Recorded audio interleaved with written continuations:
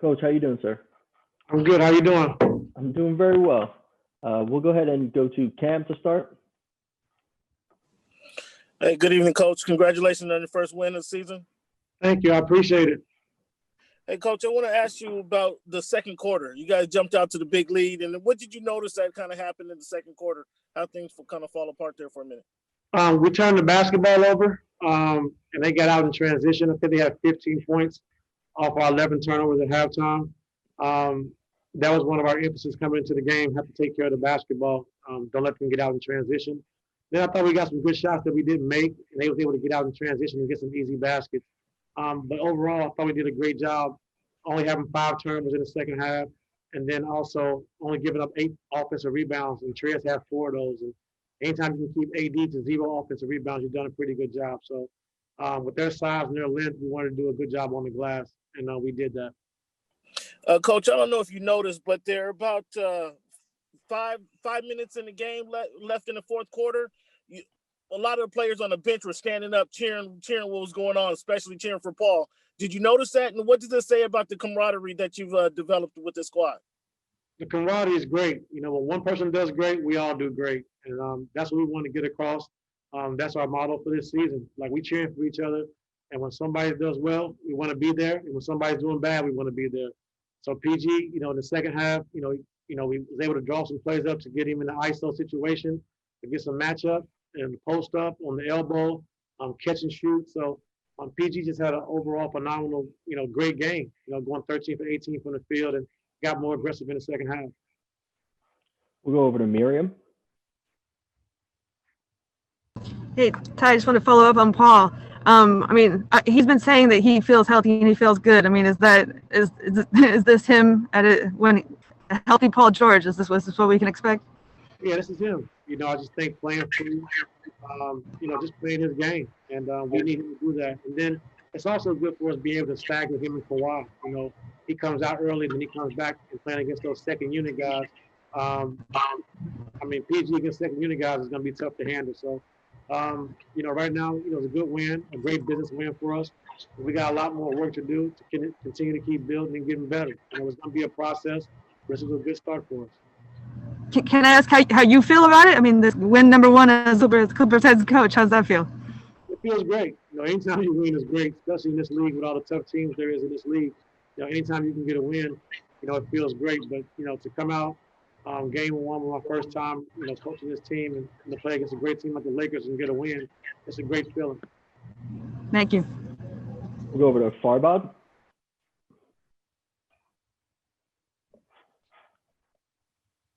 Hey, Coach. Congratulations on the win with the team. Thank you. It seemed like PG had a pretty extra level of motivation, like he was just a flamethrower tonight. Did you see anything extra coming from him tonight? We just told him to be aggressive in the second half. First half he was trying to get guys involved, and we moved the basketball well. We got stops, we got out in transition, and everybody touched us. We shared the ball, moving the basketball. We got a lot of great shots that we didn't make and that we're capable of making. Then second half, we just told him we needed him to be aggressive. I think the biggest thing for me is to take away from the game is we was up 21 and they came back to cut the lead to 2. And our team, our coaching staff, everybody stayed poised. And we stayed poised through the process, and we was able to get the momentum back by getting stops and then getting out and running transition. We'll go over to Andrew Greif. You can go ahead, Andrew. There we go. Hey, Ty, when Pat Beverly, when the preseason was talking about when leads would go away, he talked about how it was a lack of mental toughness last year that cut this team's ambition short. Did you, when this lead was down tonight to 2 points at halftime, how did you address kind of the way things got lost? And did you try to reassert guys to give them more confidence going the second half, or how did you address that? I think more confidence. You're playing against a great team, and the NBA's a game of runs. And we playing a great team with LeBron James and Anthony Davis on the other side of the basketball. They're going to make a run at some point. You just got to be able to withstand it. Like I said, I thought our players and our coaching staff did a great job of just staying poised. I think that's a big thing for us. So at halftime, I just say, listen, we did a great job. We had a good lead. They came back. They made a run. That's part of the game. But all we have to do is take care of the basketball. We'll be in good shape. And second half, we only had 5 turnovers. And then with Zoo, last year, fourth quarter minutes for him were so scarce. Why did you want to go to him during some pretty critical minutes tonight? Well, he proved in the bubble that he's capable of playing those minutes.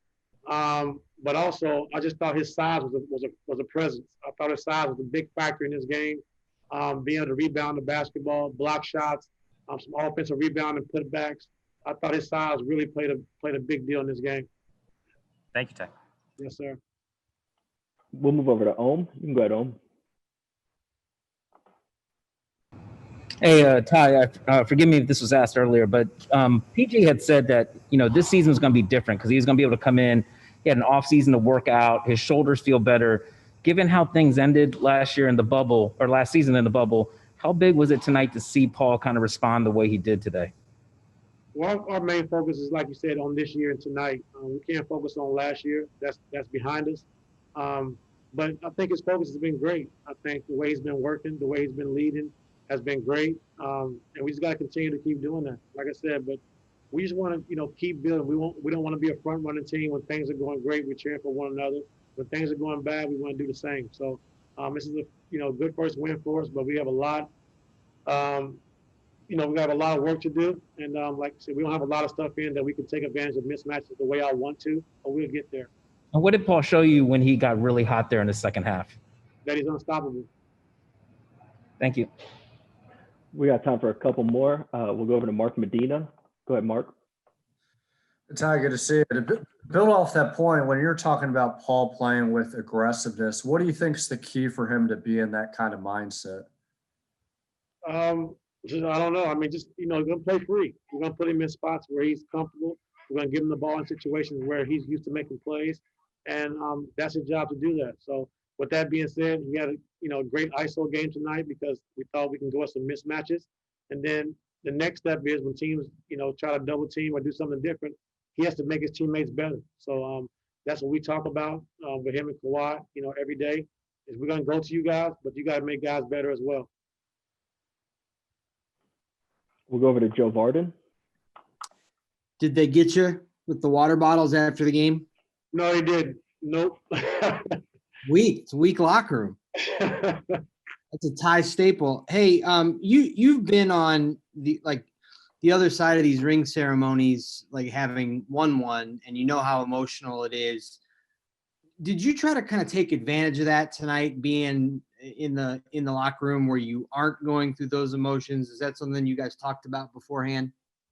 Well, the coaches weren't going to be out there at that time anyway, but our focus was on us. Lakers, they deserved that ring. They won the championship. They was a great team, had a great year last year. So you can't take nothing away from them.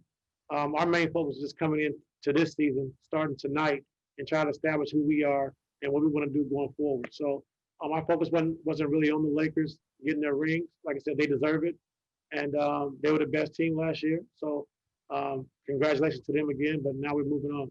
And then the last one, you've been talking about this, about you can't focus on last year and that it's a game of runs and all that. But do you think it'll take time to kind of cement in your guys' head that you are different from last year and you aren't the team that gave up the lead to Denver and all those things? Well, you have to ask them that. I'm fine. So, like I said, our focus all year has been about us and on us and trying to be better going forward. So, like last year, I talked about it before. 30 teams coming to the season wanting to win a championship, and eight or nine teams have a legit chance.